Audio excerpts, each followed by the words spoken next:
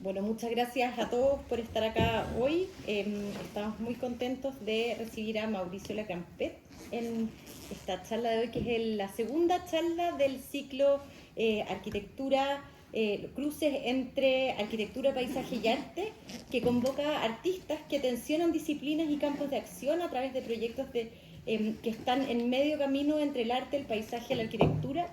Tuvimos la primera sesión fue el año pasado, de hecho, estuvo Paula de Solminiac.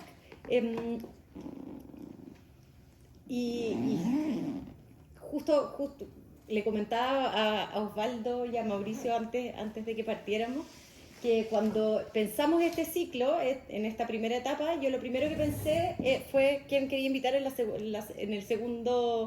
segunda sesión, que era Mauricio. Mauricio es arquitecto de nuestra universidad y además es artista. Su trabajo abarca intervenciones de sitio específico, instalaciones interactivas, diseño de iluminación y tecnología especulativa, poniendo especial atención en la relación entre humanidad, máquinas y medio ambiente en una era postnatural. Actualmente dirige proyectos como KMNCHK, ScanLab y Cielo Líquido, y colabora en otros como Polifono, participando en instancias como la Bienal de Artes Mediales, el Ars Electrónica Festival en Linz, el Centro Nave en Santiago, Insonora en Madrid, Espacios Resonantes en Portugal, Barcelona y Santiago, y Encuentro Disciplinas de Valdivia, la Bienal de Concepción y Tarapacá en Iquique, entre muchas otras. Me parece que es interesantísimo tener a Mauricio acá pensando en esta capacidad de poder visibilizar procesos dinámicos, y estoy súper expectante en qué nos vaya a contar hoy día. Así que muchas gracias por estar acá hoy. Gracias por la invitación. Bueno, voy a hablar de las máquinas medium, que es no es como que lo planeé cuando empecé a trabajar, sino que más bien es un ejercicio de mirar hacia atrás, como un periodo de 10 años de trabajo, y esto a lo que llegué. Así que voy a hablar bien rizomáticamente y con una libertad bastante promiscua de una mezcla de muchas cosas, para que no se espanten. Y máquinas medium es un poco como la forma que encontré para ponerle nombre a una forma de trabajo, que no es todo mi trabajo, pero es en realidad la línea investigativa que más me interesa en este momento, como a la que más le pongo mi esfuerzo, atención y ganas, la que más me obsesiona, digamos. Entonces,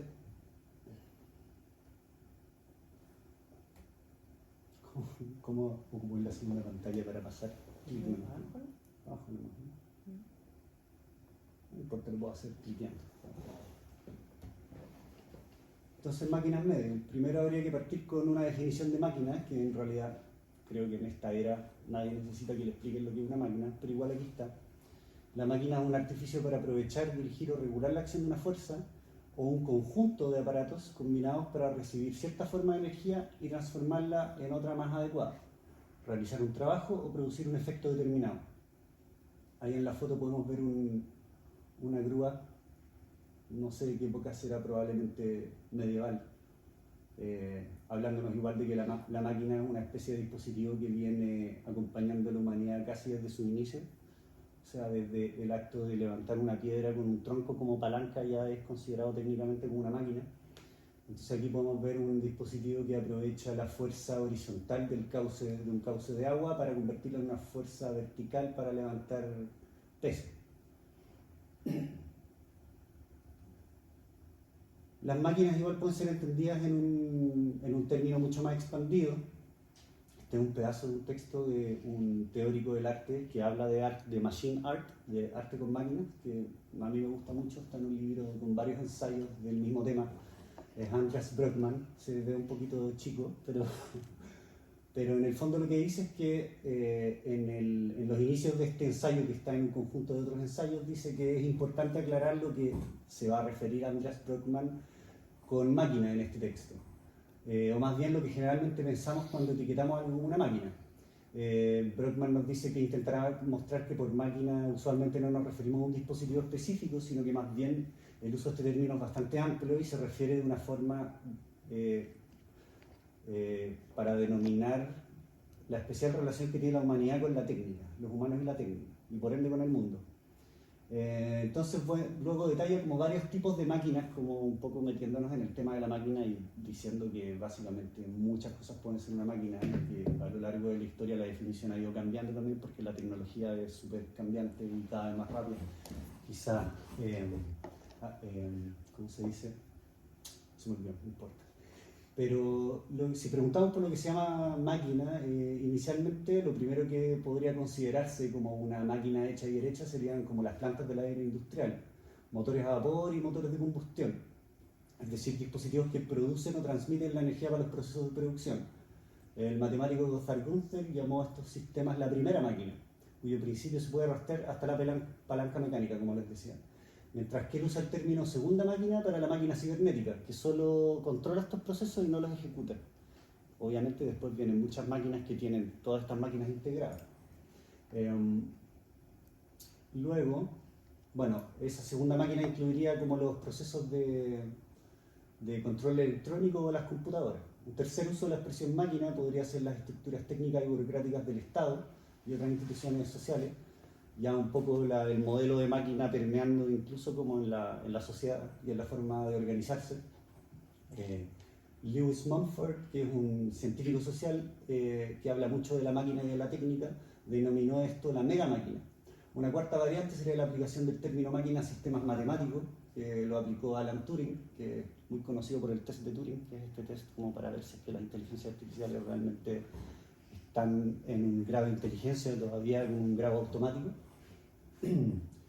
Y finalmente la expresión matemática, o sea, la expresión máquina ha sido regularmente aplicada desde la década de los 70 para describir la psiquis humana incluso, en la cual, según los filósofos Deleuze y Guattari, no serían los impulsos edípicos y otros, sino que máquinas deseantes las que están en funcionamiento. Entonces ahí tenemos como un paneo de todo lo que una máquina podría significar. De aquí a la izquierda vemos como máquinas gigantescas, hiperindustrializadas, realizando procesos de fabricación en serie para sostener el paradigma capitalista en el que vivimos. Una fábrica de autos y estas excavadoras gigantescas que son impresionantes. Pero a mí me interesan estas máquinas. Estas máquinas como que nos abren un poco el tema del cual voy a hablar ahora y que tiene que ver con las máquinas que yo fabrico en mi trabajo artístico. Estas son mega máquinas de observación. Me imagino que todos las conocen o al menos las han oído hablar. Hay muchas más que estas, pero estas las elegí como porque son mis favoritas en realidad. Entonces el primero, el de arriba, el radiotelescopio de Arecibo, una estructura gigantesca que es un plato parabólico que está construido en la mitad de los cerros en un bosque, en un rainforest, en un bosque húmedo en Puerto Rico. Ese bosque húmedo se llama el Yunque, y este es un radiotelescopio, es decir, una máquina de observación orientada cenitalmente que está diseñada para captar señales en radiofrecuencias bajas. Son un radiotelescopio, es decir, no capta luz visible, sino que frecuencias de radio. Capta información que está fuera de nuestro rango perceptivo y producir imágenes del cosmos. A la derecha vemos una máquina que probablemente de estas cuatro es mi favorita, que es el Super Kamiokande, que es un detector de neutrinos. Es un cilindro de 40 metros de diámetro por 40 metros de alto que está hundido 1 kilómetro debajo de la montaña de Kamioka en Japón. Tiene su superficie interior completamente cubierta de fotorreplicadores, que son unos aparatos que reaccionan y producen luz, y está relleno con agua. Ahí pueden ver que hay unos científicos japoneses muy ordenaditos haciéndole mantenimiento a algunos de los fotorreceptores con el nivel del agua muy bajo, pero para que funcione esto lo rellenan con agua. Y es un agua que tiene que estar muy pura porque su composición molecular es justamente la que detecta los neutrinos. Abajo a la izquierda pueden ver el VLT, el Very Large Telescope, que está acá en Chile, que es de la ESO, la Agencia de Exploración Espacial Europea, que está conformado por 4 máquinas, 4 observatorios que funcionan de forma independiente, cada uno con instrumentos distintos que van que cubren como un rango bastante amplio del espectro electromagnético para poder mirar objetos celestes.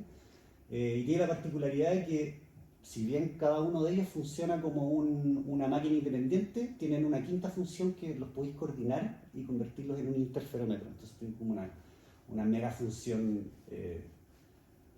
para observar ya objetos que están demasiado lejos. Por ahí leí en un paper que el nivel de accuracy o de precisión para distinguir objetos en la lejanía sería como si uno con el ojo desnudo pudiese distinguir los dos focos separados de un auto en una distancia como desde aquí a la luna. Una cosa bastante exagerada. Y a la derecha está el Gran Colisionador de Hadrones, que también es una máquina increíble, que es un poco distinta a las otras tres porque no solamente está pasivamente detectando ondas y emanaciones y rayos y frecuencias electromagnéticas, sino que produce un encuentro, produce un choque, una colisión. Es un túnel gigante de no me acuerdo cuántos kilómetros de radio debajo de Génova, en Suiza, en la que se cocinan rayos hadrones y rayos de protones para después hacerlos chocar cuando están en su máximo de energía, y observar la colisión de las partículas subatómicas para destruirlas justamente y ver en qué cosas se destruyen. Entonces también las paredes del interior de los colisionadores del Gran Colisionador de Hadrones están recubiertos de detectores también. Es decir, son todos como similares a mega cámaras fotográficas o algo parecido. Lo interesante de estas, aparte de su magnificencia, de estas megaestructuras de observación, es que producen imágenes inéditas del cosmos. O sea, imágenes que uno no podría llegar ni a imaginarse porque no tienes una referencia. Entonces, arriba a la izquierda tenemos, están en el mismo orden que presenté antes, es decir, arriba a la izquierda es una catalogación de asteroides que hizo el radiotelescopio de Arecibo. Son imágenes de radar, y lo divertido es que es una imagen póstuma, porque el radiotelescopio de Arecibo colapsó en 2020, pero había una data que se juntó desde el 2017 hasta el 2019, y el 2021 salió un informe de posibles asteroides peligrosos, ni unos peligrosos, pero un informe muy bonito con estas imágenes de asteroides, los cuales están todos catalogados con su nombre. La imagen de la derecha es del Super Kamiokande. Si se fijan, yo les conté que es un cilindro que tiene 40 de alto y 40 metros de diámetro. Ahí está desplegado, es decir, la superficie sensible de esta cámara fotográfica o de esta superficie de detección está ahí desplegada, y es justamente la pantalla que muestra aquello que fue detectado.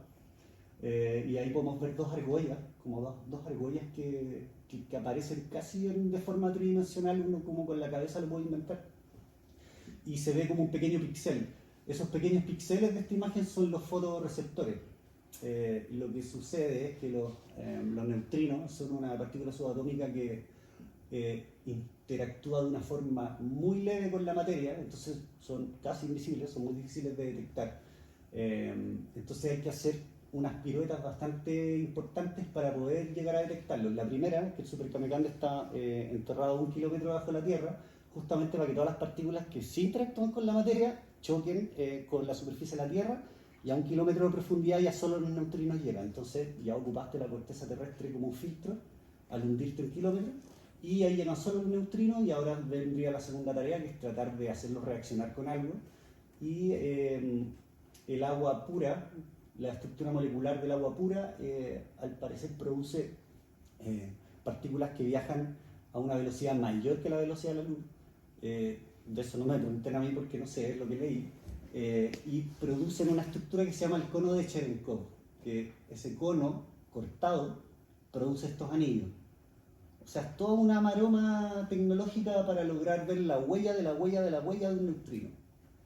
Abajo a la izquierda podemos ver una imagen producida por el VLT de un disco protoplanetario, que son como las estructuras anteriores a que se forme un planeta, cuando todavía es solamente polvo flotando alrededor de un eje gravitacional, hasta que se condensa lo suficiente para convertirse en un sólido. Y a la derecha hay una simulación de una colisión de partículas subatómicas representada por el Gran Colisionador de Hadrones. Lo interesante de todas estas imágenes es que todas tienen impresa en la misma imagen una huella ineludible de la máquina que produjo la imagen. arriba a la izquierda el espectrograma de las imágenes de radar, a la derecha la forma misma desplegada de la superficie de detección del Super Kamiokande, abajo a la izquierda, si pueden fijarse, hay un circulito gris en el centro de la imagen. Eso es porque hay un punto ciego en la parabólica del observatorio, porque está justo el detector arriba. Es decir, tú no puedes tener completamente la visión, siempre va a haber un ángulo ciego, que es el ángulo donde está puesto la superficie de detección. Y a la derecha, esta forma cilíndrica que tiene la explosión, básicamente es el contenedor cilíndrico en donde ocurre la explosión cuando chocan las partículas. Estas imágenes son muy interesantes porque, como les decía antes, son imágenes producidas por máquinas, justamente porque los humanos no podemos ver estas imágenes, nuestros sensorios, nuestros sentidos no llegan a estos rangos de frecuencia o a estas distancias o a estos tamaños para poder percibir estas cosas. En el caso de los dos observatorios son cosas que son muy grandes y están muy lejos, y en el caso de los dos de la derecha son cosas que son muy pequeñas y no podemos percibir. Es decir, estas máquinas detectan cosas que están más allá y más acá de nuestra percepción. También nos tiran una reflexión sobre qué es la naturaleza. Finalmente la naturaleza no sé si existe como algo separado de nuestro propio imaginario, algo que inventamos nosotros. La naturaleza como algo que está ahí, que en realidad es una proyección de nuestras propias mentes.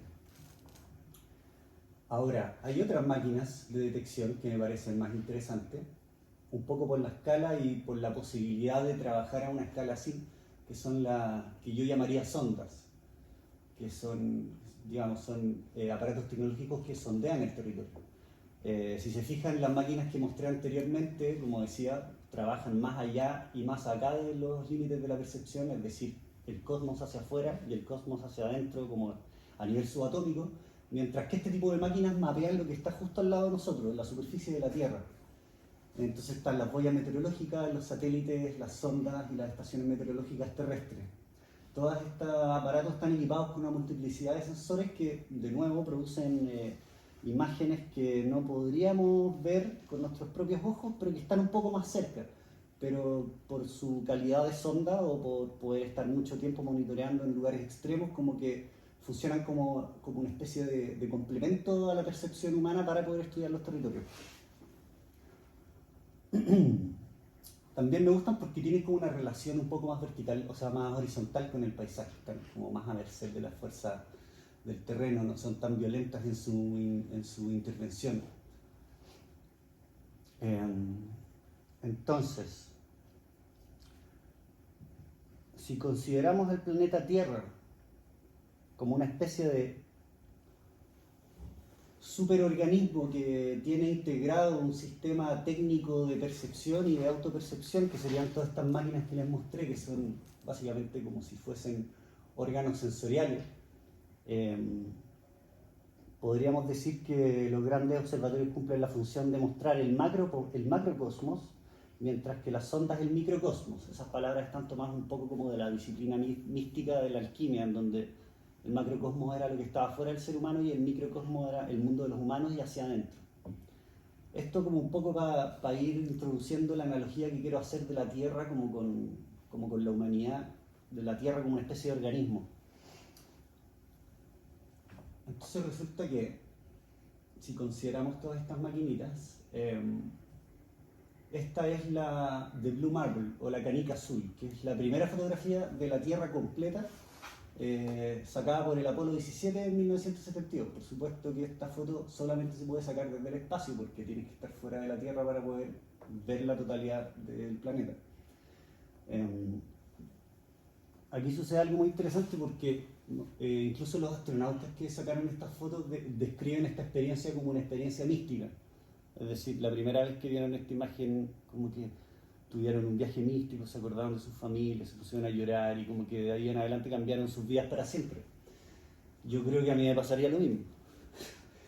Y aquí quiero hablar un poco de Vladimir Vernadsky, que es un científico ruso, después soviético, de la segunda mitad de 1800, que fue como uno de los primeros, como considerado uno de los padres de la ecología, que fue uno de los primeros en aportar una visión integradora de la naturaleza al ámbito de las ciencias. acuñando y dotando de sentido la palabra biosfera. Fue uno de los primeros en ocupar de hecho él fue el primero en acuñar la palabra biosfera, o creo que había sido acuñado antes, pero nunca nadie la había definido así como rigurosamente.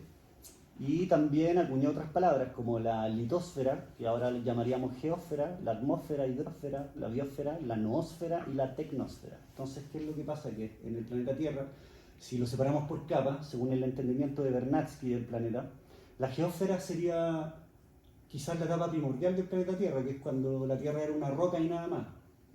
Luego de ser un disco protoplanetario se convirtió en una roca fría, flotando en el espacio, con un centro muy caliente, que luego empezó a producir volcanismo, actividad volcánica. Esta actividad volcánica salió a la superficie por presión, generó emanaciones que luego, más livianas, gaseosas, aerosoles y material particulado que quedó flotando alrededor del campo gravitacional de la Tierra y produjo una atmósfera. Luego esta atmósfera de gases y emanaciones por mucho tiempo se enfrió, precipitó durante muchos miles de años y generó una hidrósfera, porque ahí nacieron los océanos. Luego dentro de los océanos, por cadenas de aminoácidos y reacciones químicas, se empezaron a generar lo que podríamos llamar los primeros seres vivos. Es decir, la hidrósfera, en conjunto con la geósfera y la atmósfera, generaron una biosfera. La biosfera empezó a respirar, a generar oxígeno, y la atmósfera se convirtió en un lugar oxigenado. La vida empezó a salir a la Tierra y los seres se empezaron a volver cada vez más grandes y más complejos, y hasta la aparición de los primeros homínidos y luego el ser humano y su cultura y todo, produciendo lo que Vladimir Vernadsky llama una noósfera. Es decir, si pudiésemos considerar como todas las inteligencias del mundo unificadas, podríamos decir que la Tierra está cubierta de una capa geológica de inteligencia. Y esta capa de inteligencia y cultura naturalmente produce una tecnósfera, que es la capa geológica de la Tierra, que es la sumatoria de todos los aparatos tecnológicos que la inteligencia humana ha producido. Entonces, quiero hablar de la tecnosfera con las siguientes imágenes. En realidad la Tierra está así el día de hoy, es decir, el planeta está entero cableado con cables de internet por debajo del mar, y en la estratosfera tenemos una cantidad inconmensurable de satélites flotando alrededor. Es decir, si uno considerara estas hipótesis de Gaia o del planeta como un ser vivo integrado por todas estas capas que mencioné antes, la verdad es que el planeta Tierra es un ser vivo medio cyborg, es decir, medio natural, medio tecnológico, ¿cierto? A tal punto que ya las cosas no son demasiado distinguibles.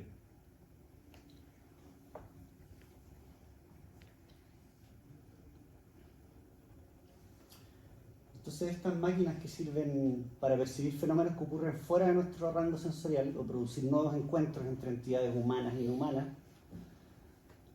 estas máquinas de observación que permiten mirar cosas que están fuera del rango de la percepción humana y que tienen la Tierra poblada con una tecnósfera, son las que me llevan a la figura del medium.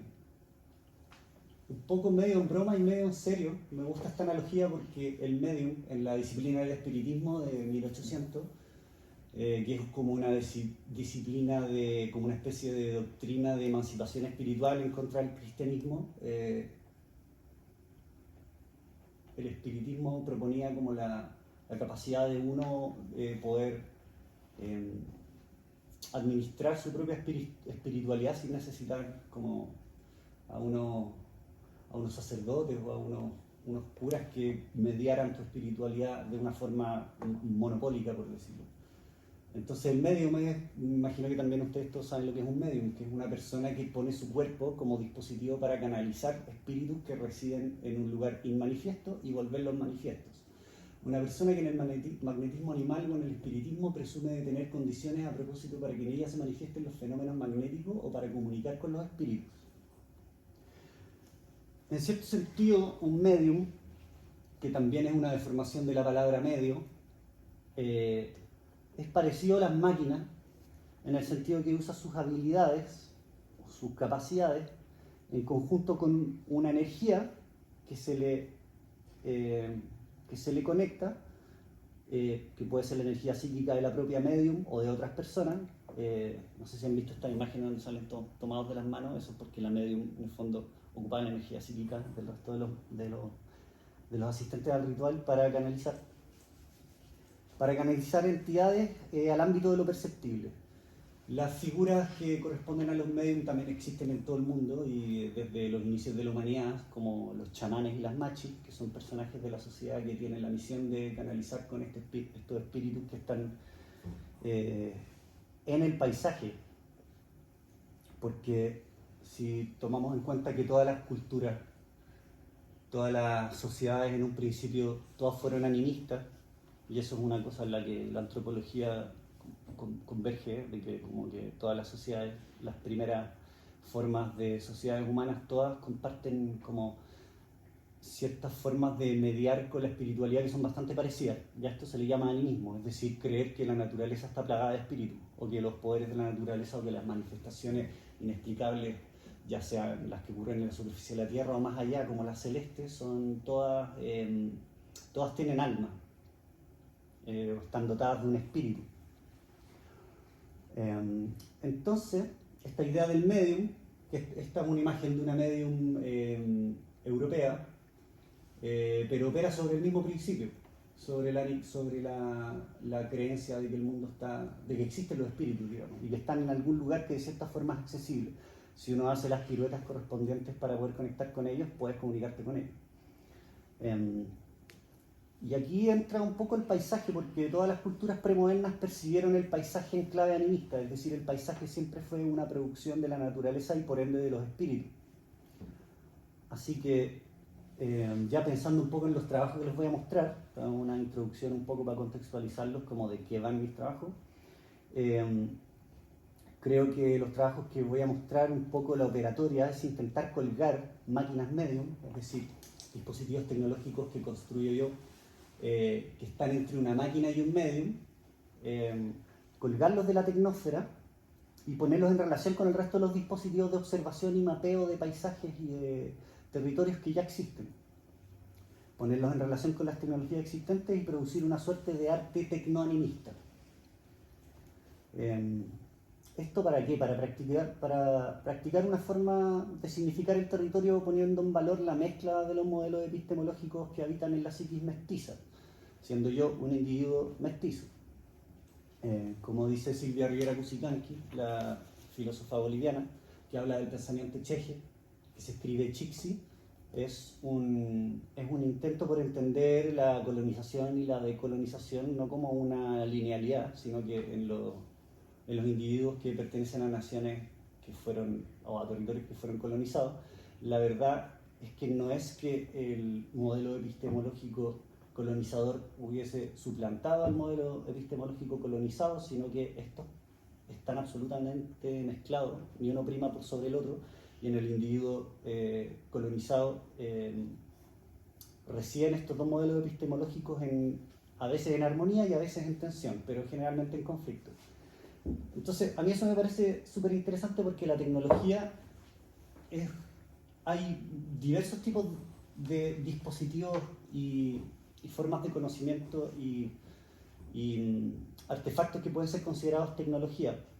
Generalmente nosotros, por vivir en una sociedad como occidentalizada, tendemos a pensar en computadores y máquinas eléctricas al tiro, pero la tecnología, el arco y flecha es tecnología, tirar una piedra lejos para pegarle a un animal también es tecnología. Incluso el chamanismo es una tecnología, considero yo. Entonces, en mi trabajo hay una especie de esfuerzo por hibridizar la tecnología y ponerla a operar justamente en el paisaje. Y ya si nos ponemos un poco más místicos, lo que me interesaría a mí sería contribuir a una especie de reencantamiento del mundo a través de la experiencia artística como un ritual tecnoasistido.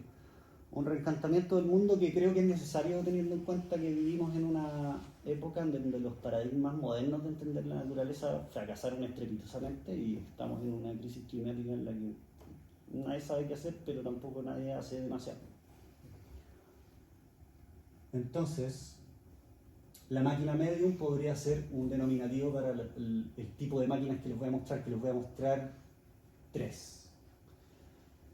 Al activarse una máquina medium, esta desencadena una interacción entre diversas entidades y fuerzas cósmicas, algunas perceptibles y otras ocultas a nuestros sentidos, produciendo una imagen corporizada del encuentro. Esta relación entre la percepción humana y máquinas, capaces de traducir ámbitos ocultos de la realidad, sugiere una posible cualidad espiritual de la tecnología, ya que al operar los límites de la percepción necesariamente nos confrontan con el misterio. Por eso también me parece que la ciencia, al igual que la espiritualidad y al igual que la magia, es una forma de conocimiento que es súper parecida. Estas tres que nombré son súper parecidas porque nos confrontan con el misterio. Naturalmente mi primera obra se llamó Medium y fue desarrollada en el oasis de niebla de Alto Patache, en el marco de la residencia Proyecto Norte. En ese tiempo era el Consejo Nacional de Cultura, estaba el Magíster de la Arquitectura UC y el Instituto de Geografía UC también metidos en la organización. Esta fue realizada en el oasis de niebla de Alto Patache, en la estación Atacama UC, que es una estación de ciencia experimental que tiene el Instituto de Geografía, que está como a 60 kilómetros al sur de Iquique, y es un ecosistema particular porque subsiste, todo lo que hay ahí subsiste gracias a la niebla. Es un pedazo de desierto costero colgado del farallón costero, en donde no hay agua en la tierra y el agua está más bien en el aire, en forma de niebla. Este es un esquema preliminar porque el primer objetivo del Medium era entender este paisaje como una sucesión de ciclos y factores que tienen una periodicidad y lograr insertarse en esta periodicidad para aportar o para magnificar lo que ya existe en este lugar. O sea, no sé si magnificar, pero ponerlo en valor, mostrarlo. Entonces, esta obra es una foto espectacular de Alto Patache que es bastante interesante porque es un terreno desértico que todos los días es bañado por la niebla, es como que se resetera todos los días es borrado por la niebla. En una época del año, por supuesto, hay mayor presencia de niebla, que es entre los meses de julio y noviembre. Esta obra fue realizada en octubre, en la mitad de ese periodo, y fue mi primer acercamiento a este lugar, primero porque después un poco me obsesioné con este lugar y empecé a desarrollar varias obras acá, o una investigación de obra más bien en este lugar. Entonces vienen más fotos de Alto Patache, pero todavía no se las voy a mostrar.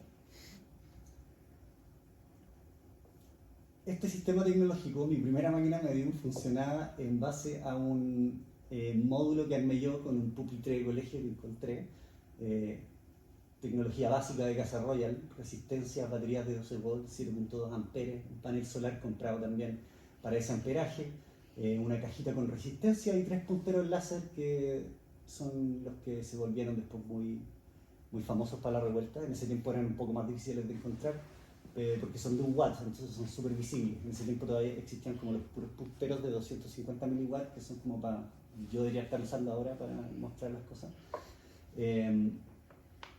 Entonces la idea de este aparato es que funcionaba por fases.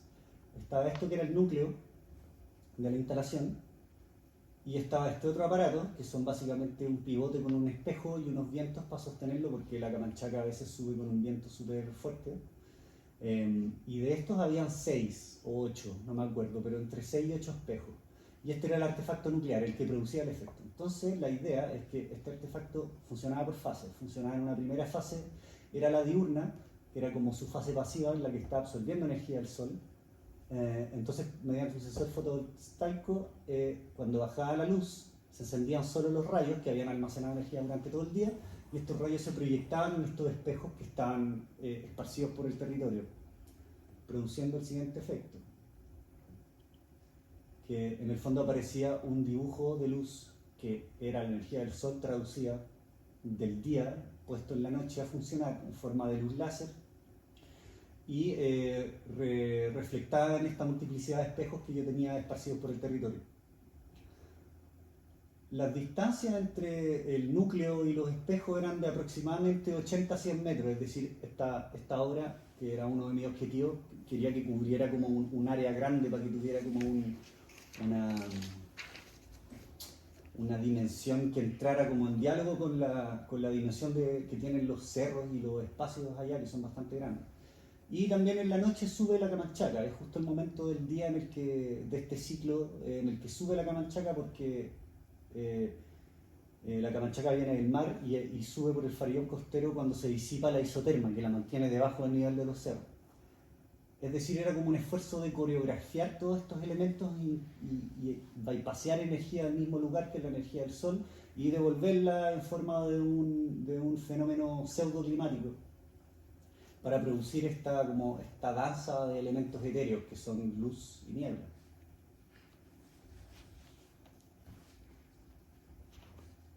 Ahí hay un detalle de uno de los espejos performando en la mitad de la noche. De esta obra no tengo videos, pero era muy interesante algo de lo que yo me di cuenta ahí, que no lo tenía presupuestado, que los espejos, por muy bien agarrados con dientes que estuvieran al territorio, como que vibraban. Entonces esta figura además estaba vibrando, y se notaba esa vibración cuando uno caminaba entre ellos. Y al mismo tiempo era un espacio bastante grande, o sea, no es un objeto, sino que es como una especie de land art tecnológicamente asistido. Por supuesto que los referentes para este trabajo fueron varios de mis artistas favoritos, que son como todos los autores de obras de land art, entre ellos Robert Smithson y Walter de María. No sé si conocen esa obra de Walter de María, Lightning Field, un campo de rayos. Ya esa era como la inspiración máxima de este trabajo. Y luego, cuando amanecía, el mismo ciclo natural de cómo suceden los fenómenos acá en Alto Patache, apagaba la instalación solita con el sensor fotovoltaico. Las baterías estaban calculadas para que nunca duraran menos que ese ciclo, y la figura desaparecía y el aparato entraba de nuevo en su fase pasiva. Y esto duró 5 días, porque la residencia duraba 5 días, y ahí yo, como que antes de la residencia, de ir a la residencia, tomé la decisión de que quería ocupar la residencia como un espacio de producción de obra más que de investigación, e intervenir efectivamente en el lugar con la obra, no ir a registrar y hacer una investigación después, sino que el momento del arte fuese el mismo momento en el que estaban sucediendo los fenómenos naturales, que esto sucediese en tiempo real. Luego de esto surgió una investigación lateral que tiene que ver con la reflexión de los láseres, y esta obra la quiero mostrar. Hubo una serie de obras después de Medium, que se llaman ambientes, ambiente 1, ambiente 2 y ambiente 3, que fueron realizadas después de Medium en distintos lugares, ni uno en Alto Patache, por supuesto, pero lugares más urbanos. Esta fue una casa en Providencia que estaba a punto de ser demolida. La otra fue en una escalera en Valparaíso, en el barrio Puerto, para un festival de artes que hubo allá, y la otra fue en el hall central del MAC para la Bienal de Artes Mediales del 2015. Pero voy a mostrar solo esta porque los registros de la otra no están tan buenas y esta es la que mejor resultó. Entonces, yo tenía unos amigos que empezaron a usar esta casa, que estaban como en esta situación extraña en la que van a demoler, pero todavía no demuelen. Están esperando el momento preciso para demoler. Esta casa se la consiguieron para convertirla como en un lugar de producción de arte, tocatas, exposiciones, talleres y un montón de actividades afines. Y me invitaron a mí para que interviniera la casa como a modo de inauguración del programa cultural de este lugar, hasta que la demolieron. Ya la casa hace mucho tiempo que no existe y está demolida. Ahora hay un edificio Paz Freudmovich precioso. Entonces esta casa era una casa fachada corrida, muy profunda hacia adentro de la manzana, o sea, tenía una dimensión bastante larga longitudinalmente, en donde la casa está ubicada al principio y después venía un gran patio encerrado en los medianeras que lo separan del resto del predio. Entonces ocupé el mismo parásito tecnológico que ocupé para intervenir la niebla. Es básicamente lo mismo, le sumé un puntero láser nomás para tener un entramado de láseres un poco más denso, pero lo que sucedió fue completamente distinto, porque en Alto Patache, en Medium, la obra funcionaba como lo que exaltaba, lo que ponía en manifiesto era como las lógicas de este paisaje, en donde no es un paisaje urbano y tampoco hay humanos. En cambio acá es muy distinto, porque esto está metido en la trama urbana, es una casa y fue mucha gente a verlo. Entonces la misma técnica produjo efectos muy distintos. Ahí pueden ver una planta en donde aquí están como enumerados los aparatitos. Hay 16 espejos que fueron colgados de todas las superficies posibles de la casa, incluyendo medianeros, árboles y muros interiores, cosa de que esta figura de luz un poco borrara la jerarquía del espacio, que es exterior o que es interior, y pusiera como en valor como este espacio vacante que luego iba a ser usado para construir un edificio. Y era como también el objetivo era un poco poner en valor el espacio mismo como si fuese un queso o un sólido, como hablar del espacio mismo como un agente, no como un telón de fondo en donde suceden cosas, sino que como un agente que también performa el espacio mismo. Este espacio extraño intermedio, que es el espacio del cadáver de una casa y al mismo tiempo la premonición de un edificio. Esas dos cosas se traslapaban en este espacio y yo quería usar ese espacio en este intertanto entre estas dos cosas. Ese era un poco el efecto, donde los rayos finalmente atravesaban todo lo que había. Después yo miraba esta instalación y pensaba también como un poco que tiene que haber estado en mi imaginario Gordon Matta Clark también, en el sentido de anarquizar el espacio y dejar que el espacio fluya sin límites y sin categorizaciones. Ahí hay un detalle de uno de los espejos haciendo rebotar un rayo colgado en el muro medianero. Y estos rayos se podían intervenir con el deambular de los cuerpos en el espacio, es decir, las personas podían interceptar estos rayos y apagar zonas lumínicas de la casa, más acá o más allá de donde las personas estuvieran. Es decir, si un rayo salía de un láser colgado en la pared y rebotaba en 6 espejos, y una persona que está recién llegando pone su mano en el primer tramo saliendo del láser, apaga el resto de los 5. Y quizás una persona que está al fondo del sitio experimentaba un cambio lumínico en el ambiente porque había un rayo que dejaba de llegar.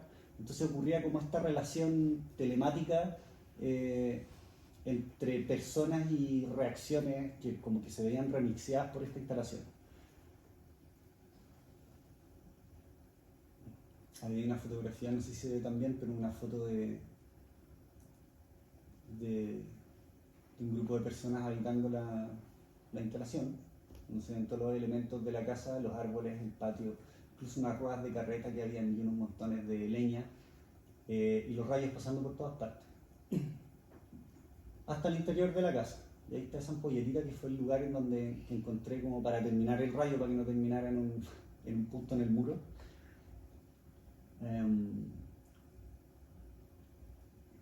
Ambiente 2. También me gustaba el nombre ambiente porque la misma palabra ambiente habla de una inseparabilidad del sujeto y su entorno. O sea, un ambiente no es posible si no hay un sujeto del cual ese ambiente es su ambiente, y al mismo tiempo no existen sujetos sin ambiente a su alrededor. Una reflexión también que tiene que ver con lo que pensamos con la idea moderna de naturaleza, que no es tan separable de los individuos, es decir, la naturaleza y el ser humano no están separados. Después viene el Camanchaca Scanlab. Esa sigla es una abreviación de Camanchaca, que es el etnónimo de esta niebla que ya les mostré en mi primer trabajo Medium.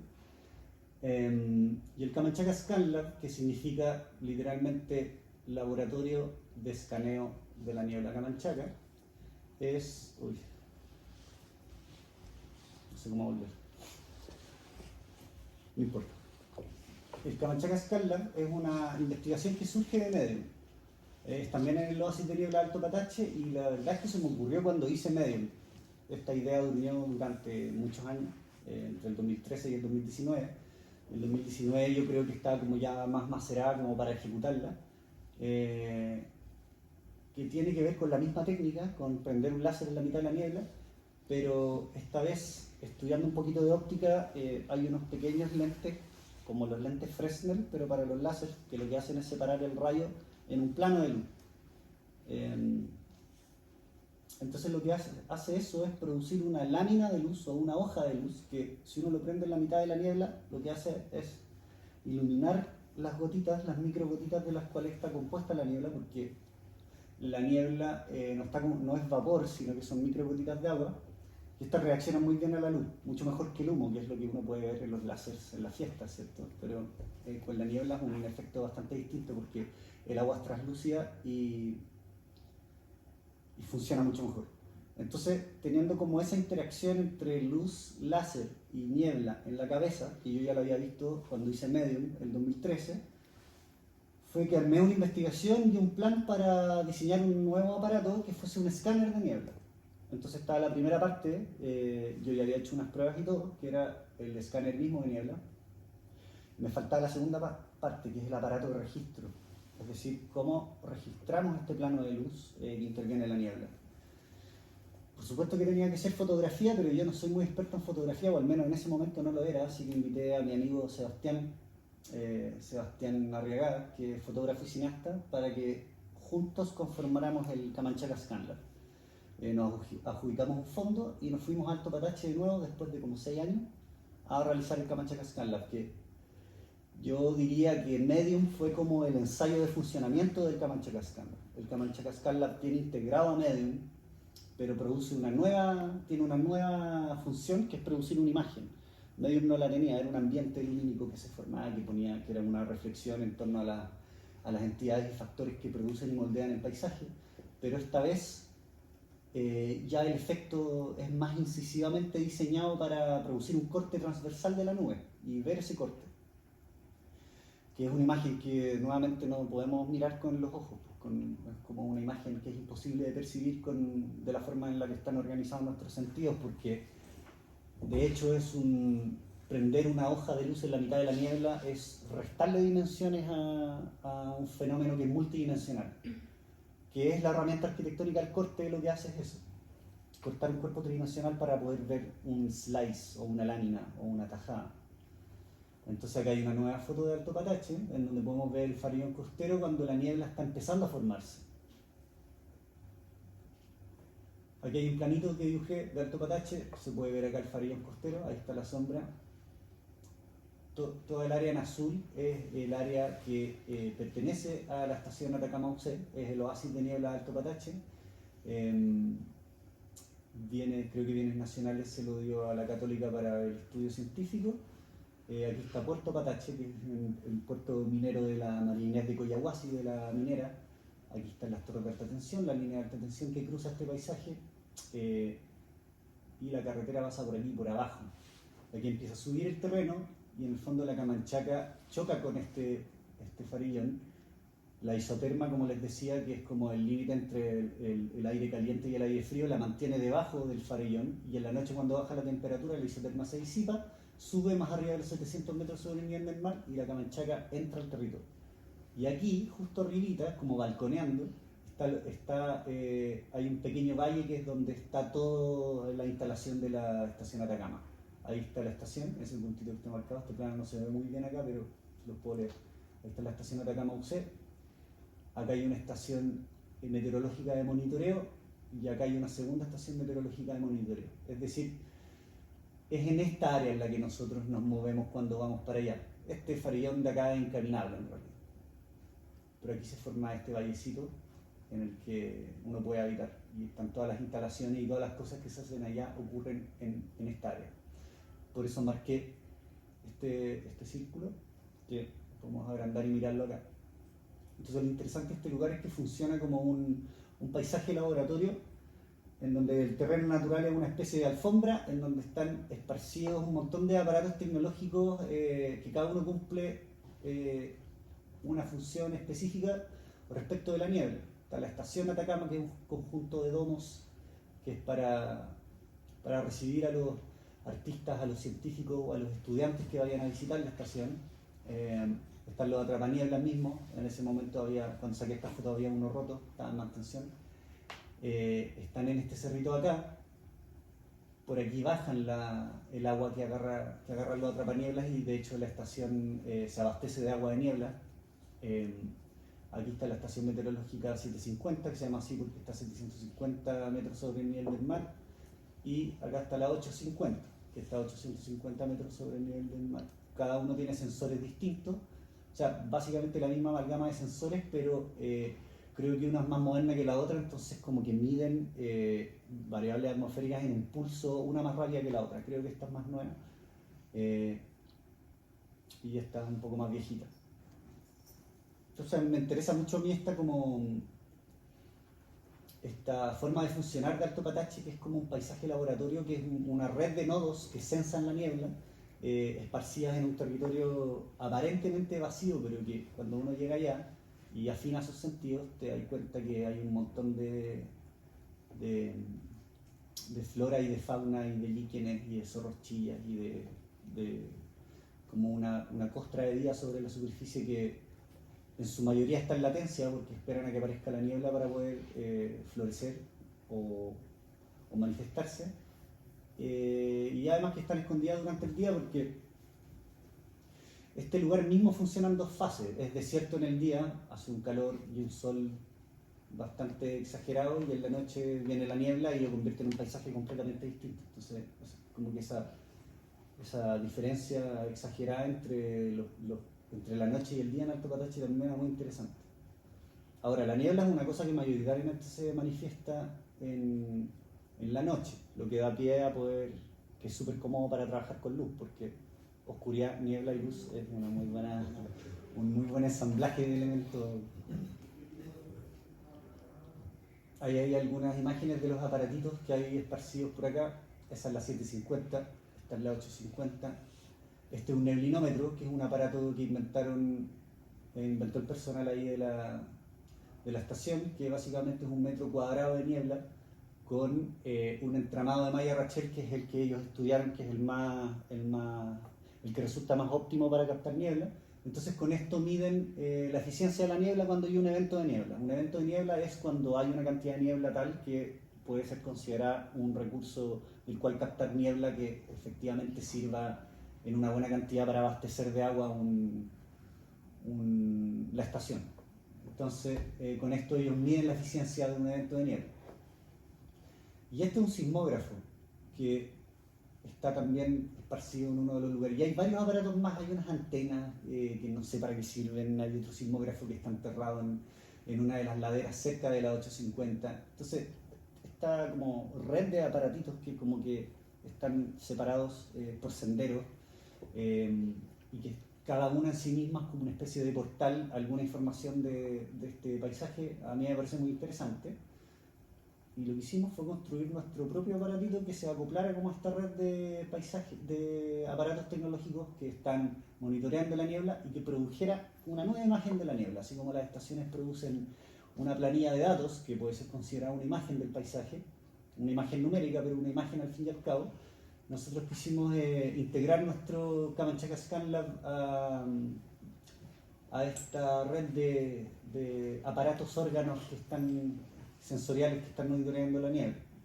Entonces, un poco replicando las lógicas de las estaciones meteorológicas, que siempre fueron como nuestro referente técnico: panel solar, batería, circuitería básica y punteros láser. Hay 3 punteros, aquí hay uno que está escondido, pero tenemos uno de 1.5 y uno de 5 watts, con luminosidades distintas. Ahí todavía no habíamos hecho el experimento, es decir, fue un piscinazo igual fabricar esto y llevárnoslo nomás a la niebla esperando que funcionara. Es un laboratorio portátil, cosa de poder deambular por el lugar con este escáner de niebla, como tener la opción de caminar para donde sea, porque la niebla es bastante caótica. Entonces de repente uno ve que llega a un cerro, corres a ese cerro, abres el aparato y ya no hay niebla ahí, y hay niebla en el cerro donde estaba ahí antes. Entonces necesitaba ser como portátil y bastante ágil. Ahí está yo con el Camanchaca ScanLab, que en este trabajo a mí me gusta hablar de que el Camanchaca ScanLab no es solo el aparato, sino que es el aparato y sus operadores. Entonces, en ese sentido, la tecnología es una especie de expansión del artista, y al mismo tiempo el aparato también es un aparato artístico. Y falta el tercero, que es el SEBA, que es el aparato de registro con sus cámaras. Entonces, esta es la configuración del Camanchaca ScanLab. Y con esta configuración nosotros podíamos llegar a cualquier rincón del oasis de niebla de Alto Patache.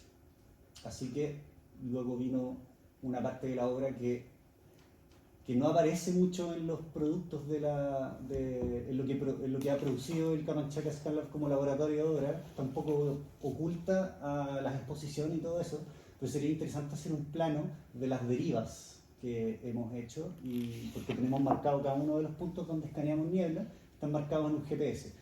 De hecho, es un poco una obligación moverse con GPS en este lugar porque cuando tú sales de noche y hay niebla, no hay cómo, te puedes perder o te puedes caer por el precipicio. Así que es un poco, también es interesante eso de que necesitáis esa asistencia tecnológica para poder moverte por ahí, un GPS. De hecho, no te sirve el teléfono, tienes que tener un GPS de unos que te pasan ahí en la estación. Entonces, este conjunto de seres humanos, artistas y aparatos tecnológicos son el Camanchaca Scanlab. Ahí está el Camanchaca Scanlab cargando sus baterías al sol del día. Tenía unas baterías que tenían una autonomía como de 6 horas, lo cual nos permitía un tiempo bastante amplio para caminar de noche buscando densidades de niebla y escanearlas. Entonces se trató mucho de esto, de deambular por la oscuridad en la mitad de la niebla, un ejercicio bastante bonito, cazando niebla. Y luego de esto, de encender el escáner en la mitad de la niebla, yo creo que esta fue la primera foto que sacamos como con el muro de luz prendido. O sea, yo le llamo esto en estos trabajos como medios intuitivos, le llamo el momento eureka. Cuando una cosa que planeaste mucho rato y no sabías si iba a funcionar, funciona, momento eureka. Y esto es una fotografía preciosa de nuestro momento eureka. A esta distancia no se alcanza a ver el plano de luz, se ve como un vil foco, pero cuando uno se acerca, uno empieza a notar que en la superficie de este plano de luz empieza a aparecer una geometría que es la geometría del movimiento de la niebla, que básicamente es la geometría descrita por la mecánica de fluidos como turbulencia o flujo turbulento. Hay flujos laminares y turbulentos. Los flujos turbulentos son los que superan un indicador matemático que se llama el número de Reynolds, es decir, ese sistema tiene más caos y empieza a producir turbulencia y aparecen vórtices, que son remolinos. Entonces, ahí tenemos la... Bueno, también hay que decir que este es un ejercicio que es bastante más complejo que solo prender un muro de luz y sacarle fotos de frente, porque necesitáis ajustar muy bien los parámetros para que esa fotografía realmente aparezca. Entonces nosotros, yo creo que nos demoramos como 3 o 4 días de los días que estuvimos en calibrar la cámara, calibrar el láser y calibrar la distancia y la altura de la cámara, calibrar todos los parámetros para lograr hacer aparecer esta imagen, para lograr invocar esta imagen que estábamos buscando, esta sección de niebla. Porque descubrimos que por características lumínicas del láser y por un montón de cosas como que suceden, que uno se da cuenta in situ, la distancia óptima con esa cámara que teníamos y con los lentes que teníamos era 50 centímetros del plano de luz.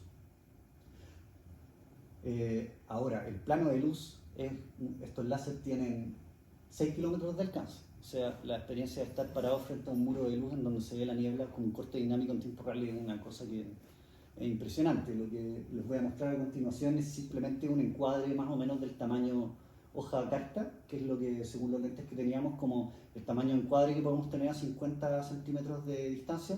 A más de 50 centímetros de distancia ya hay demasiada niebla entre el sensor de la cámara y el plano de luz, entonces la imagen empieza a perder definición. Y si nos acercamos más todavía, funciona, pero no tiene... mejor que se lo muestre, que se lo explique. Entonces aquí tenemos un escaneo de niebla. Ese es uno de los que más me gustan a mí, tenemos alrededor de 600 escaneos de niebla, pero si se fijan, hay corrientes en todas las direcciones y es como una especie de retrato de una característica de los sistemas naturales, que es una característica matemática, que es el caos. Los sistemas naturales son caóticos. Eso no significa que sean desordenados, solo significa que tienen un orden que, de nuevo, nuestras capacidades humanas no alcanzan a organizar en su cabeza con el conocimiento que tenemos y lo percibimos como desorden. Y coincidentemente, la teoría del caos es una teoría que se elaboró a partir de la meteorología. Antes no existía una teoría del caos, es una teoría que surge a partir de observaciones meteorológicas, de modelaciones de sistemas climáticos. Y la meteorología no existía antes de la invención de los satélites, que hablé hace un poquito antes de los satélites. Entonces hay una línea muy interesante entre tecnología, paisaje y conocimiento de los sistemas naturales. Aquí hay otro. en donde se ven corrientes más, se ven menos vórtices que en la anterior, porque probablemente aquí el vector de viento mayoritario era paralelo un poco al plano de la fotografía. ¿Se entiende eso, cierto? Como que si uno pone este corte, lo saca longitudinalmente al vector del viento, va a aparecer casi un río. En cambio, si lo pones como cortando transversalmente la dirección del viento, te van a aparecer los vórtices, que básicamente son trombas cortadas, es decir, como si uno cortara un tornado por la mitad, pero de forma horizontal. Y en realidad suceden en todas las direcciones, porque a esta escala el movimiento de la niebla es bastante caótico. Hay varios vórtices más. Entonces, ha llegado el momento que les muestre un video.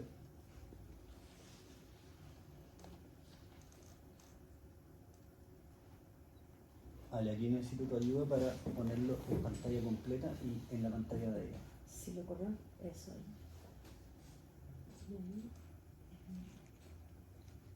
En visualización, creo. Si lo pongo bien, no.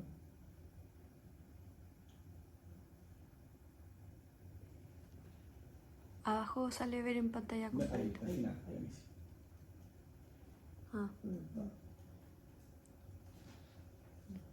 ¿En qué se le doble clic o no? Ahí si le pongo acá. Ah, mira, se abrió. Ahí se abrió el otro lado. Y ahí se lo puedes mover para el otro lado.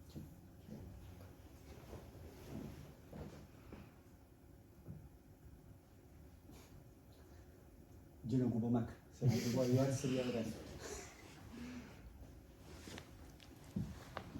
Pero ahí está el play, ¿no? Y no se le puede poner play, no puede. Sí, lo que pasa es que se me abre en pantalla completa, pero acá, entonces quiero mover este. Acá, ahí Ese está. vaya. Maximiza el botón verde.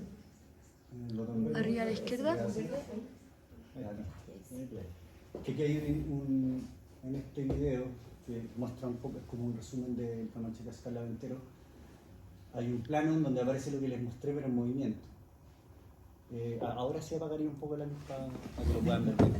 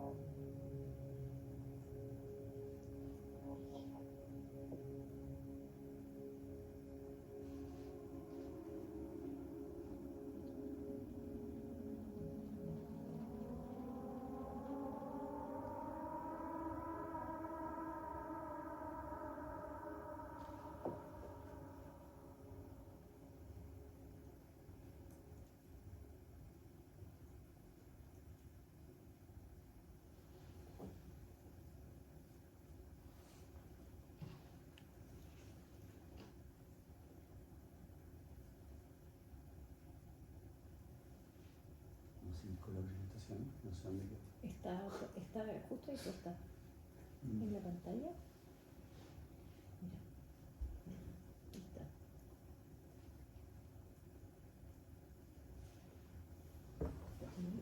Sí.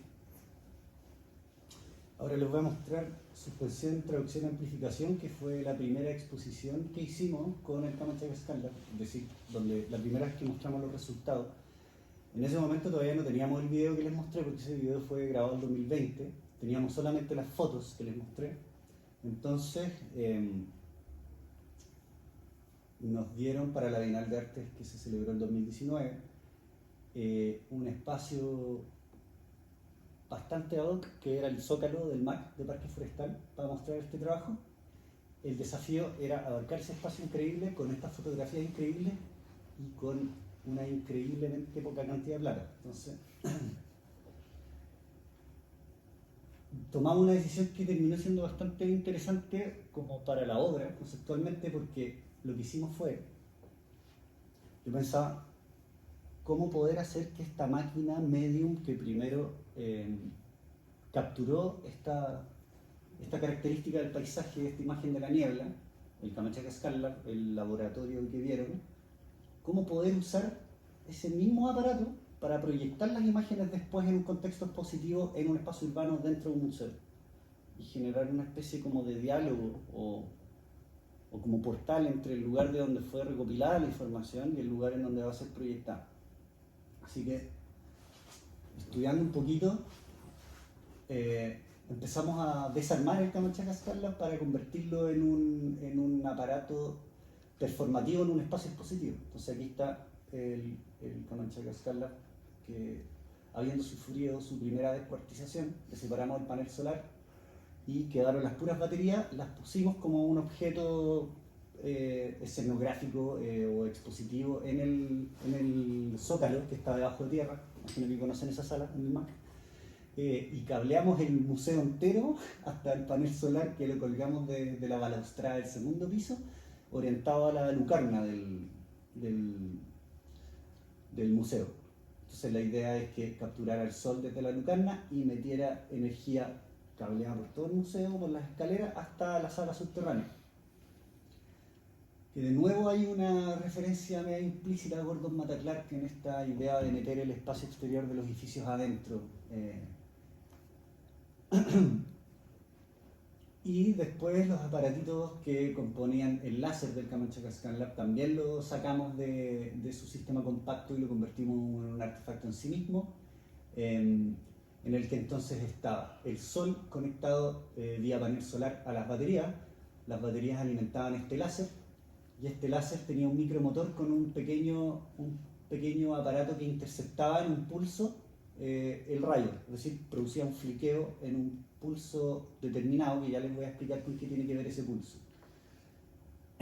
Ese pulso de este servomotor estaba cableado a otro aparato que estaba en otro lado de la sala, en otro muro, que es esta Raspberry, que es un microcomputador. Este era como el metrónomo de la instalación. Entonces lo que sucedía es que este servomotor estaba programado en un pulso caótico también, pero constante, es decir, le dimos un rango. Por ejemplo, tienes que interceptar el láser en un rango que puede ir entre un 1 o entre 3 y 15 segundos. Entonces este láser se interceptaba en un pulso impredecible en el fondo por alguna persona que estuviera mirándolo. Nunca le había hecho untar al próximo fliqueo. Y además había una pantalla en otro lugar, en otro muro más, este artefacto que es una pantalla que tiene una tabla de datos que nosotros tradujimos de datos que extrajimos de las estaciones meteorológicas, porque los escaneos que mostramos aquí eran escaneos que particularmente sacamos como en lugares a propósito, como en la misma coordenada geográfica en donde habían estaciones meteorológicas, para poder cruzar esa imagen con los datos que después descargamos de las estaciones. Estos datos también cambiaban al unísono con el aparato láser que les mostré. Y con la parte final que es esta gran proyección con las fotos. Lo que hacíamos es que teníamos coordinados los datos en la pantalla de atrás, el láser que producía un fliqueo en la luminosidad de la sala y las fotografías estaban coordinados para cambiar al mismo tiempo. Entonces con eso producíamos una sensación espacial media de incertidumbre, que es muy como la incertidumbre que existe en la aproximación a los sistemas climáticos y la incertidumbre que nosotros mismos tuvimos haciendo la residencia en el oasis de niebla, de estar preparados, listos, abrigados, con el pasamontaña puesto, porque vimos que salió niebla, fuiste al domo a abrigarte, tenías como las baterías cargadas y todo listo, y abrí la puerta y ya no hay niebla. Entonces, efectivamente era como salir a cazar niebla, porque tenéis que como que achuntarle o sincronizarte con el ciclo natural de la nube. Esto como iba a ser una experiencia espacial, también a mí me pareció interesante que tuviese como esa especie de ansiedad traducida como a la performatividad de los elementos que están conformando la obra. Y además esta superposición entre datos y imagen, que ocurría de esta forma. Desde varios ángulos de la sala uno podía ver la pantalla a través de la imagen, porque las imágenes estaban proyectadas por un proyector sobre una tela de retroproyección que mostraba la imagen para los dos lados. Pero uno podía como superponer, estando ahí y mirando la pantalla al otro lado, como que en tus ojos tú podías ver como los datos de la pantalla superpuestos con la imagen. Todo esto espacialmente configurado. Así que esta instalación terminaba funcionando como una especie de display o de HUD o de user interface de la operación que nosotros hicimos, como un espacio de información, como un espacio de la información, entre un espacio real y un espacio virtual. Y ahora la última obra que les voy a mostrar es Cielo Líquido, que esta es más reciente, que también yo la consideraría una máquina medium, en un sentido distinto a las que ya les mostré, pero Liquid Sky, que tiene su nombre en inglés, principalmente porque fue desarrollado para un contexto angloparlante, que fue para el Ars Electronica Festival en Linz. Este proyecto fue diseñado en el año 2022.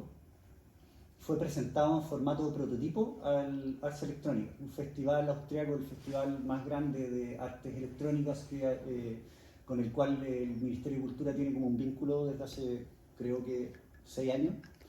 Entonces liberan una convocatoria interna a Chile, que de hecho está abierta por si a alguien le interesa participar, para presentar obras que pongan en tensión las disciplinas, principalmente orientadas como a las artes mediales o electrónicas, que es como el contexto en donde yo he descubierto que mi trabajo se inserta. Así que Liquid Sky después tuvo su nombre en español porque decidimos ponerle el nombre en castellano o en español dependiendo del contexto en el que se muestre, simplemente para no calentarnos en la cabeza. Cielo Líquido, que de hecho va a estar mañana montándose en el MIM por si alguien se quiere dar una vuelta. Es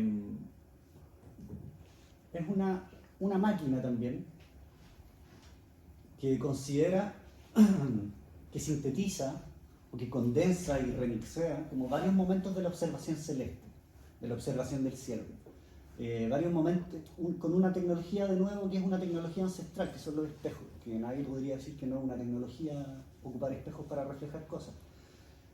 De hecho, los espejos de agua de las culturas andinas, este es uno que hay en Machu Picchu, pero hay varios esparcidos por los Andes y en otras culturas, por supuesto que también, culturas de nuevo que eran animistas. Los espejos de agua son un dispositivo que a mí me parece como impresionantemente sofisticado, que me atrevería a decir que es como una de las primeras pantallas que la humanidad produjo, con el simple truco de esparcir una lámina de agua sobre una superficie plana y contenerla para que no se derrame. Con esto, al menos los incas, en este espejo lo que hacían era que podían traer el cosmos a la mesa, es decir, en vez de estar con tortícolis mirando el cielo, intentando apuntar una estrella para mostrárselo a otra persona, lo podías tener reflejado en una suerte de mueble que te lo traducía y te permitía como una posición corporal cómoda, es decir, era un dispositivo para disponer el cuerpo al cosmos de una forma cómoda y además congregativa, porque eran utilizados para reunirse alrededor de ellos y ahí los sabios o las sabias de estas sociedades por supuesto que determinaban el porvenir de estas mismas sociedades en base a movimientos astronómicos. Eran un poco las guías de las decisiones que se tomaban. Las estrellas decían cuándo había que cultivar, cuándo había que cosechar, etc. Entonces, esta era la pantalla, el user interface del cosmos que tenían los incas para poder tomar estas decisiones. A la derecha vemos un espejo negro de obsidiana, que este es particularmente el espejo de John Dee, que es un ocultista, astrónomo, matemático, astrólogo y brujo de 1560 y tanto. Era uno de los consejeros de la reina Isabel I, es decir, estuvo vivo en muchas exploraciones americanas. Y este espejito, hace unos años le hicieron unas pruebas, determinaron que era de obsidiana, o sea, a simple vista se notaba que era obsidiana, pero necesitaban comprobarlo, y más aún determinaron que era de origen mesoamericano, es decir, es un espejo de obsidiana azteca, que quién sabe cómo llegó a las manos de John Dee. No creo que se lo hayan regalado. Aquí hay un espejo, este es el espejo del James Webb Telescope, que es un espejo, uno de los espejos más sofisticados que se han construido. De hecho, hace unos meses lo estaban construyendo este espejo y lo seguían en las redes y lo estaban mirando porque es muy bonito, es dorado. El James Webb Telescope es un telescopio que no está en la Tierra, sino que es una sonda. La mandaron al espacio y está por ahí dando vueltas y sacando fotos a cosas que no podemos ver con los ojos, ni desde acá de la Tierra. Y si se fijan, tiene una curvatura, es parabólico.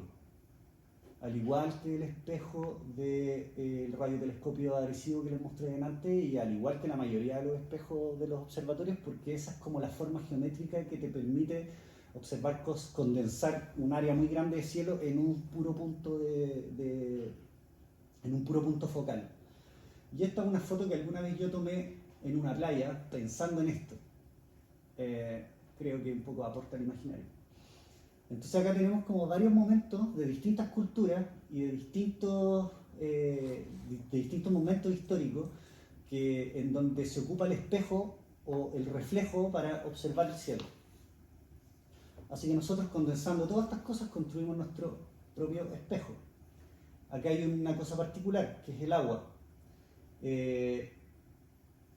Estos son esquemas de vórtices, es decir, estos dos son vórtices libres, es decir, vórtices que evacúan el agua. Este es un vórtice, esta es una diagramación de un vórtice en donde se evacúa hacia arriba, que es lo que podría ser un tornado. Los tornados son vórtices que giran hacia arriba, y este podría ser el agua de la llave, que es un vórtice que evacúa hacia abajo. Hay un tercer tipo de vórtice que son los vórtices forzados, que no evacúan. Es decir, la lavadora, por ejemplo. Cuando uno, como que la parte de evacuar ahí sí se va, pero cuando está lavando no hay ninguna parte donde evacúe, la cantidad de agua que hay dentro es la misma. Y cuando uno hace girar un contenedor cilíndrico, o en realidad de cualquier forma, con un cuerpo de agua adentro, lo que pasa es que la fuerza centrípeta y la fuerza centrífuga hacen que el agua se vaya hacia los lados, y la superficie del agua toma una forma parabólica, obteniendo un paraboloide por revolución. Esto se llama un vórtice forzado estacionario, a diferencia de estos vórtices libres, que también es interesante porque los vórtices aparecen en el Camanchaca Scarlas también. Es como una figura, un poco una imagen de la naturaleza que se me ha venido repitiendo en los trabajos. Se me viene como apareciendo, un espíritu que se me aparece, los vórtices. Así que nosotros fabricamos nuestros propios espejos negros de agua curva para mirar el cielo. Cielo líquido se llama, Liquid Sky. Esta es la primera parte de la instalación. Un contenedor de fibra de vidrio con un motor, con un variador de frecuencia, controlado por una app que desarrollamos para tener mejor acceso.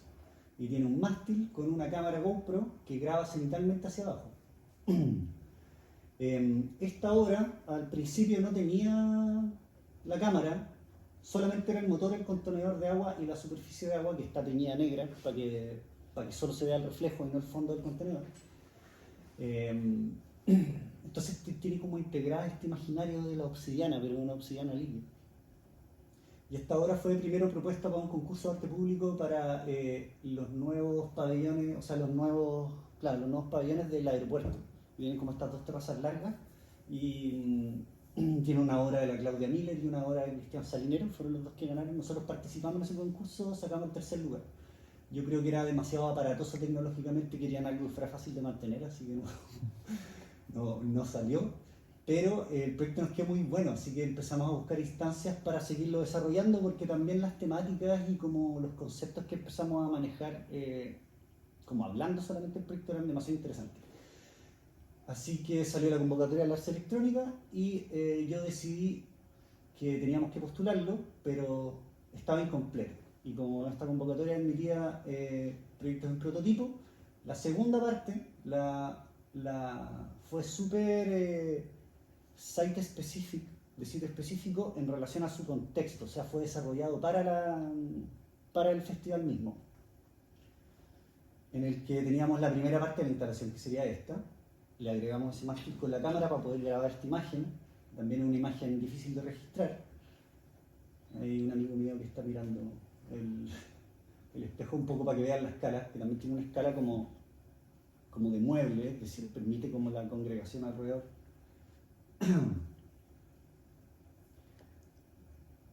Y ahí lo estamos probando en el Bosque Museo Calán, en el Cerro Calán. Ahí se puede ver la curvatura y el cielo reflejado. Ahí está el sol. Entonces el plan para el Festival Arce Electrónica era proponer una situación doble. Una situación con la máquina que les mostré en San Pedro de Atacama, en realidad en Coyo, que es un lugar que teníamos para instalar la máquina, que es el Ayú de Coyo. También una suerte de oasis, al igual que San Pedro, cerca de San Pedro de Atacama, en la región de Atacama, en el desierto de Atacama. Entonces propusimos montarla allá y producir una segunda parte de la instalación que fuese el receptor de esta transmisión y que proyectara la imagen que este espejo de agua curvo recibía por la cámara. Nosotros podíamos streamear esta imagen en vivo al Festival Arce Electrónica con 6 horas de diferencia en Linz, y como de cierta forma abrir un portal entre el desierto de Atacama y el contexto expositivo de Linz, que es un poco lo que hicimos con Camanchaca Skylab en la exposición que les mostré, pero esta vez sucediendo ambas en tiempo real. Ese ejercicio era muy interesante porque en el desfase horario de 6 horas, entre un lugar en donde está amaneciendo y otro lugar donde son las 12 del día, lo que sucede en este traslape horario es que está apareciendo la curvatura de la Tierra. O sea, es una obra que está hablando de la curvatura de la Tierra, aparte de todas las otras cosas de las cuales está hablando. Y claro, había que diseñar como toda la implementación tecnológica para lograr esto. Y finalmente lo logramos.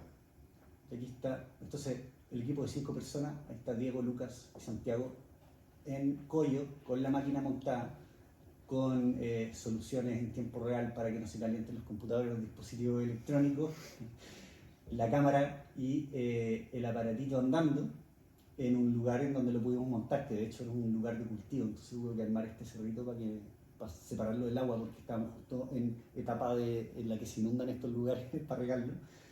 Las personas que nos prestaron el lugar para poder montarlo, en un claro dentro de esta especie de bosque de tamarugos y chañares. Y este es el lugar que nos pasaron en Linz, en la Johannes Kepler University, dentro de una exposición más grande para poder mostrar los proyectos de esta sección de proyectos, que estábamos metidos en un programa, en una exposición que se llama Estudio Distopía. Entonces aquí está la videoinstalación que le llamamos nosotros y la máquina espejo. Son las dos partes que se comunican y producen la interlocución entre estos dos lugares. Ahora, ¿qué es lo interesante de esto? Es que esta máquina funciona en ambos lados, funciona como para ambos lados. El espejo que está girando es grabado cenitalmente por esta cámara, y la cámara transmite la imagen por internet a un computador que va a este proyector, y este proyector proyecta la imagen que está viendo esta camarita en tiempo real sobre una superficie que está como unos centímetros separada del suelo. Pero aquí, en la videoinstalación, en Linz, hay otra cámara que aquí no alcanza a aparecer en el plano, está arriba como este tabique, montada, que es una cámara IP, que son las cámaras que se ocupan como para seguridad. Y esta cámara IP grababa la videoinstalación desde afuera, es decir, grababa a las personas que interactuaban, que iban a mirar, que acercaban a mirar esta proyección. Desarrollamos un software que contaba a estas personas esa es clásica que aparece como un cuadradito morado arriba, se llama YOLO, lo modificamos un poquito y le dimos la orden de que contara a las personas que estaban mirando la proyección en tiempo real y según ese número mandara una señal por internet y otra aplicación que funciona colgada de la nube transformara esa cantidad de personas en un input que lo recibe la Raspberry que controla el variador de frecuencia y le dieron una orden al variador de frecuencia para modificar la velocidad de giro del motor a distancia. Es decir, había un entrelazamiento entre estas dos situaciones que producía una mezcla de comportamientos de agua, flujos de datos, percepciones de personas que estaban mirando y la imagen del cielo como mediación de toda esta mezcla. Entonces esta máquina Mediums, si bien no hacía aparecer un aspecto oculto de la realidad, de cierta forma generaba un espacio en el que ocurría una mezcla en donde las entidades que convergen en esta mezcla, sus ontologías y sus como categorías se ven un poco borradas. De hecho, lo que sucedía es que en este esquema las personas que están en INS mirando la imagen son convertidas por todo este sistema tecnológico de vuelta a la misma imagen, pasando por San Pedro de Atacama y de vuelta a la misma imagen en interferencia. O sea, la presencia de las personas acá, dando la vuelta a todo el circuito, se convierten en interferencia de la misma imagen que están mirando. O sea, hay una relación íntima entre la imagen que estás mirando y tu propia presencia. Y ahora de nuevo les voy a mostrar un video porque quiero que vean cómo se ve esto desde arriba. Que tengo un video interesante de eso. Vamos a morar un poco de nuevo porque boomer.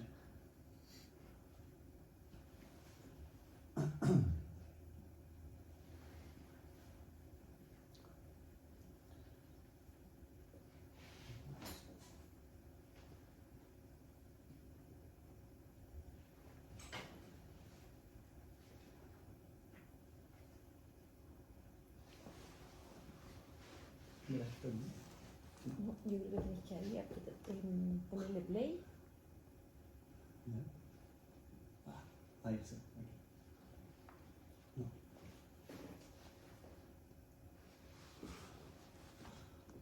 Ahí en play y ahí. Y ahora apriétalo 2 veces.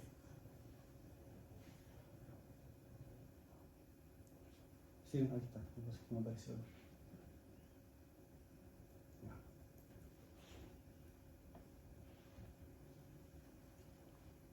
Cosito a la izquierda.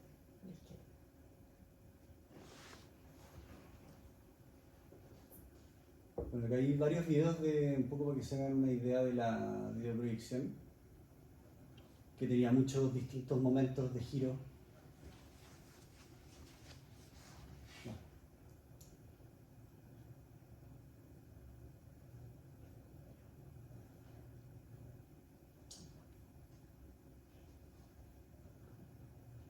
Que hay uno particular que les quiero mostrar.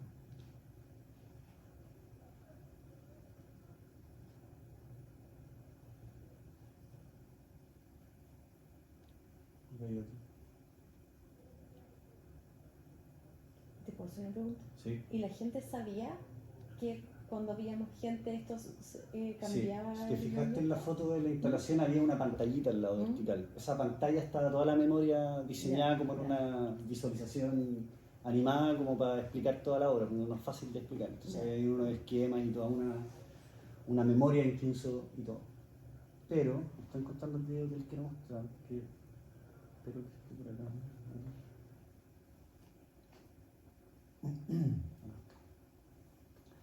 Esto es un video de la prueba, de la primera prueba que nosotros hicimos. Está acelerado porque dura bastante, pero acá hay, en el fondo cuando uno fluctúa entre el 0 y el máximo de velocidad que tiene esto, la superficie de la parábola, o sea, el 0 claramente el agua está completamente horizontal y en el máximo de la parábola, esta parábola está abarcando el contenedor completo. Los extremos están al borde de salirse del agua y el punto más bajo está casi tocando el centro del contenedor en el suelo. Y eso visto desde arriba produce un efecto óptico de lente parabólico. Y de hecho sucede algo bien interesante acá, que observen el mástil, que es el reflejo del mástil con la cámara, un poco como la representación del observador en este reflejo. que de nuevo es como esa característica de la imagen que es media ineludible, que hablábamos de las primeras imágenes de los telescopios, que en realidad no la puedes sacar porque el observador está metido en realidad en la imagen que está viendo. Y lo que empieza a suceder es que la deformación produce una parábola cada vez más acentuada hasta que el foco está en la cámara y después la imagen se da vuelta. Y ahora está en el otro lado. Voy a mostrar de nuevo para que vean.